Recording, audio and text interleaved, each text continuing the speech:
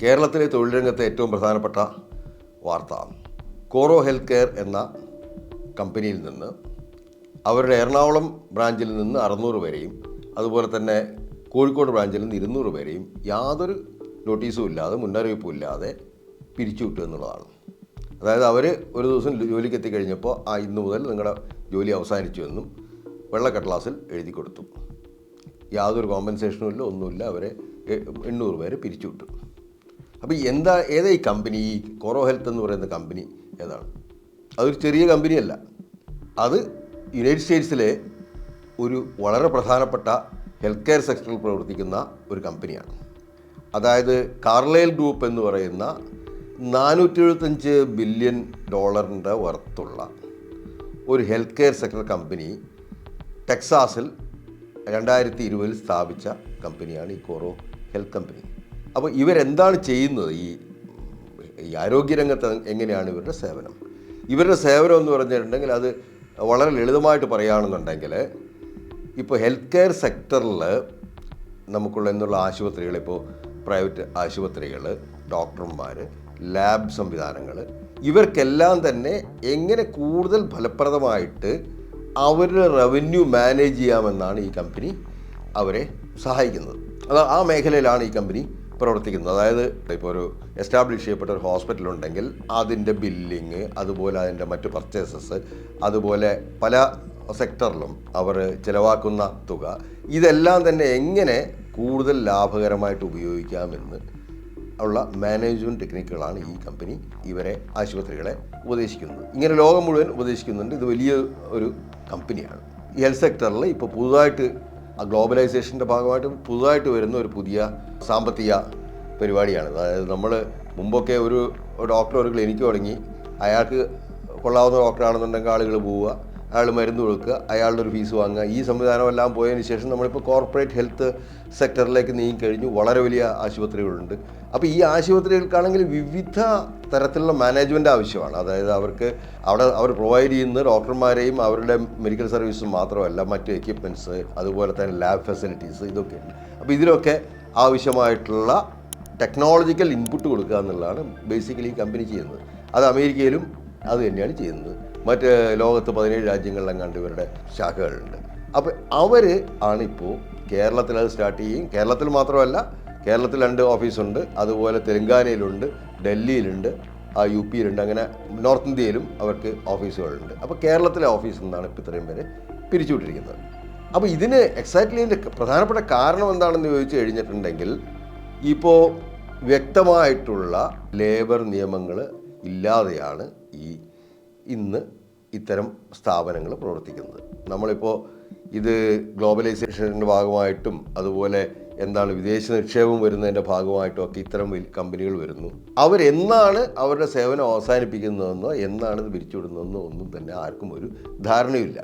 ഇതിനെതിരായിട്ടാണ് ഇപ്പോൾ ധാരാളം കാലമായിട്ട് ഈ ലേബർ കോഡുകളുടെ പരിഷ്കാരത്തിനെതിരെ ഇപ്പോൾ സെൻട്രൽ ട്രേഡ് യൂണിയൻസ് എല്ലാം തന്നെ, ഇപ്പോൾ AITUC, INTUC, CITU തുടങ്ങിയ നാഷണൽ ട്രേഡ് യൂണിയൻസ് എല്ലാവരും തന്നെ കുറേ കാലമായിട്ട് ഈ പ്രശ്നങ്ങൾ ഉണ്ടാക്കിയാണ്.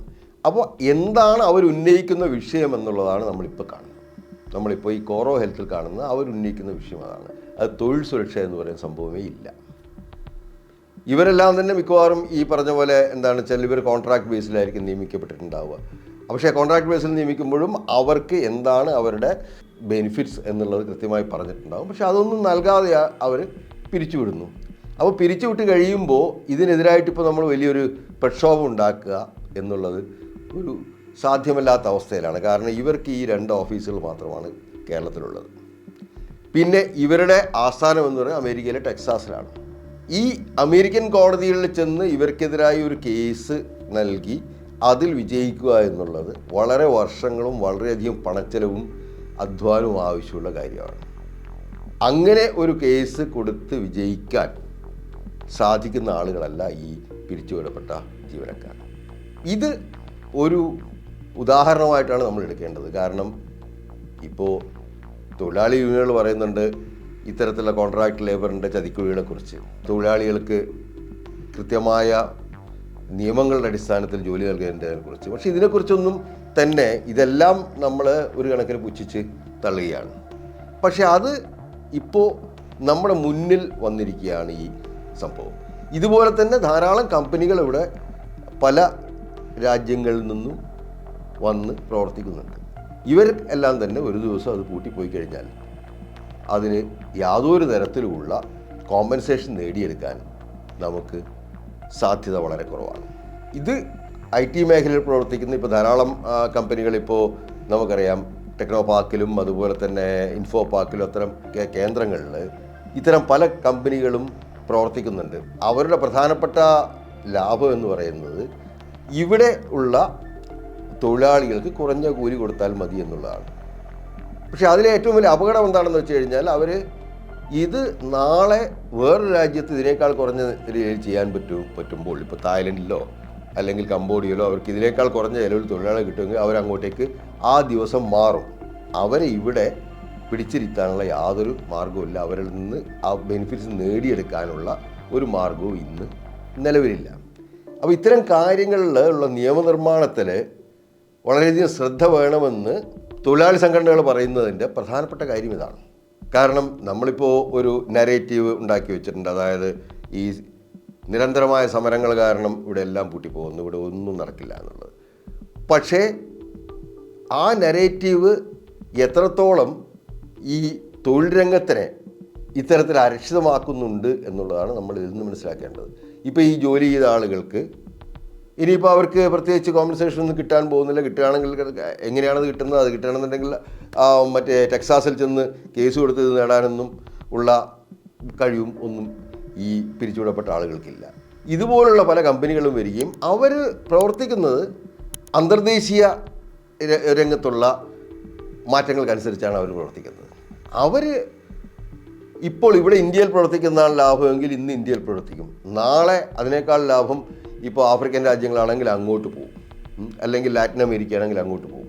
ഇപ്പോൾ നമ്മൾ ഈ സ്റ്റോക്ക് മാർക്കറ്റിൽ കാണുന്ന ഈ ചലനങ്ങൾ, ഒരു ദിവസം പെട്ടെന്ന് തന്നെ ക്രൂഡ് ഓയിൽ സ്റ്റോക്കിൻ്റെ വില വളരെയധികം കൂടുന്നു, നാളെ അത് വളരെയധികം കുറഞ്ഞു വരുമ്പോൾ സ്വർണത്തിൻ്റെ വില കൂടുന്നു. ഈ രീതിയിൽ ഇപ്പോൾ ലോകത്തെ വലിയ ഇൻവെസ്റ്റർമാർ ചെയ്യുന്നത് അവർ ഒരു നിമിഷം പോലും വൈകാതെ അവരുടെ പണം മുടക്കുന്നത് ഏത് പ്രോഡക്റ്റാണ് അല്ലെങ്കിൽ ഏത് സ്റ്റോക്കിലാണ് ഒരു ദിവസം ലാഭമുള്ളതെന്ന് വെച്ചാൽ ഉടനെ അതിലേക്ക് വരും. അടുത്ത ദിവസം അത് നഷ്ടത്തിലാകുമ്പോൾ അടുത്തതിലേക്ക് പോകും. അങ്ങനെ സ്ഥിരമായിട്ടുള്ള ഒരു സ്റ്റോക്കിൽ ഈ ഫിനാൻസ് ക്യാപിറ്റൽ നിൽക്കുന്നില്ല. അപ്പോൾ അതിൻ്റെ ഭാഗം തന്നെയാണ് ഈ പറയുന്ന ഇപ്പോൾ കോറോ ഹെൽത്തിലും ഒക്കെ നമ്മൾ കാണുന്നത്. കാരണം അവർക്ക് ഇതിനേക്കാൾ ലാഭകരമായിട്ട് വേറെ എവിടെയോ ജോലിക്കാരെ കിട്ടുന്നുണ്ട്. അവരുടെ ചെയ്യേണ്ട ജോലികൾ ചെയ്യാൻ അവർക്ക് കൂടുതൽ ലാഭത്തിൽ ആളെ കിട്ടുമ്പോൾ ഒരു ദിവസം കൊണ്ട് തന്നെ അവരവിടെ നിന്ന് മാറിപ്പോവും. ഈ സംവിധാനം വീണ്ടും വർദ്ധിക്കാനേ സാധ്യതയുള്ളൂ. അതായത് ഇത്തരത്തിലുള്ള കമ്പനികളാണ് ഇപ്പോൾ നമ്മൾ വലിയ തോതിൽ ഇൻവെസ്റ്റ്മെൻറ്റ് വന്നു എന്നൊക്കെ പറഞ്ഞിട്ട് വരുന്നത് ഇത്തരത്തിലുള്ള കമ്പനികളാണ്.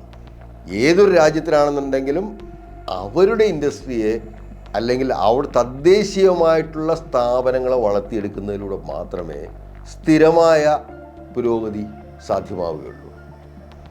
ഇന്ന് വരുന്ന കമ്പനികൾ വിദേശത്ത് നിന്ന് ധാരാളം മുടക്കുമുതലായിട്ട് വരുന്നവർ അടുത്ത ദിവസം ആ മുടക്കുമുതലും അതിൻ്റെ ലാഭവുമായിട്ട് അവർ തിരിച്ച് പോകും.